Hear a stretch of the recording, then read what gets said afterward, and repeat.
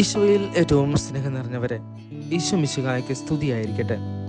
ഇന്നത്തെ സുവിശേഷം വിശുദ്ധ മത്തായിയുടെ സുവിശേഷം 6-ാം അധ്യായം 24 മുതൽ 34 വരെയുള്ള വാക്യത്തിൽ ഭൗമിക സമ്പാദ്യങ്ങൾ ദൈവത്തോടുള്ള അഭിവാജ്യ സ്നേഹത്തിന് തടയിടൽ സാധ്യതയുണ്ട് എന്ന് ഈശോ ജാഗ്രത നിർദ്ദേശം നൽകുന്നുണ്ട്. ബൈബിളിൽ പലയിടത്തും സമ്പത്തോടുള്ള ആസക്തിയാൽ പതിയിരിക്കുന്ന അപകടത്തെക്കുറിച്ച് ശ്രദ്ധയുണ്ടായിരിക്കുവാൻ ആവശ്യപ്പെടുന്നു. വിശുദ്ധ ലൂക്കായുടെ സുവിശേഷം 12-ാം അധ്യായം 13-ാം വാക്യത്തിൽ മനുഷ്യജീവിതം സമ്പത്ത് കൊണ്ട് മാത്രമല്ല ധന്യമാകുന്നതെന്നും, തിമോഥെയോസിന് എഴുതിയ 1-ാം ലേഖനത്തിൽ 6-ാം അധ്യായം 10-ാം വാക്യത്തിൽ ധനമോഹമാണ് എല്ലാ തിന്മകളുടെ അടിസ്ഥാന കാരണമെന്നും, ഹെബ്രായർക്കെഴുതിയ ലേഖനം 13-ാം അധ്യായം 5-ാം വാക്യത്തിൽ ഉള്ളത് കൊണ്ട് തൃപ്തിപ്പെടുവാനും ആവശ്യപ്പെടുന്നുണ്ട്. സമ്പത്തിന് അരമായ ഭാഷയിൽ ഉപയോഗിച്ചിരിക്കുന്ന വാക്കാണ് മാമോൻ എന്നത്.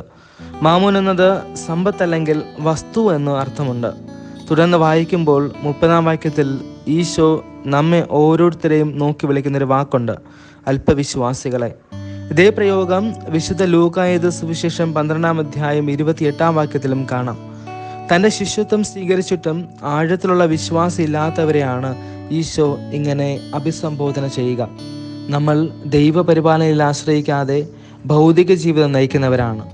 പരിശുദ്ധ ഫ്രാൻസിസ് പാപ്പ ഇപ്രകാരം പറയുന്നുണ്ട്: ആത്മീയ സമ്പത്താൽ ശ്രദ്ധ കേന്ദ്രീകരിക്കണം. നമ്മുടെ ഉത്കണ്ഠ സ്വർഗത്തിലെ കാര്യങ്ങളായിരിക്കണം. സമ്പത്തിന് വേണ്ടി മാത്രം ഓടിക്കൊണ്ടിരിക്കുന്ന ഈ ലോകത്ത് ഒരു തിരിഞ്ഞുനോട്ടം അത്യാവശ്യമാണ്.